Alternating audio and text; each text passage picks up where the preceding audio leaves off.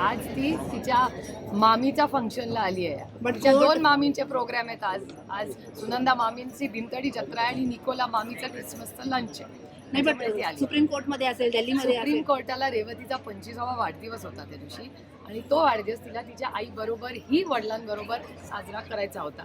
तिची आई सुप्रीम कोर्टात होती.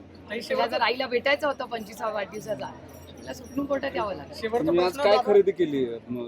दोघी जणी बऱ्याच वेळ साड्या पाहत होत्या तुम्ही. प्रायव्हसी आहे की नाही या देशामध्ये?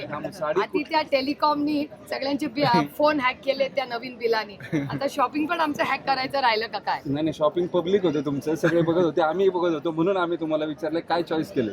नाही, ती आमची मुलगी ठरवते आम्ही काय करतो. आता मुलं मोठी झाली की हा प्रॉब्लेम असतो. मुलं निर्णय घेतात काय नेसायचं काय घालायचं, त्यांचं मार्गदर्शन असतं मला.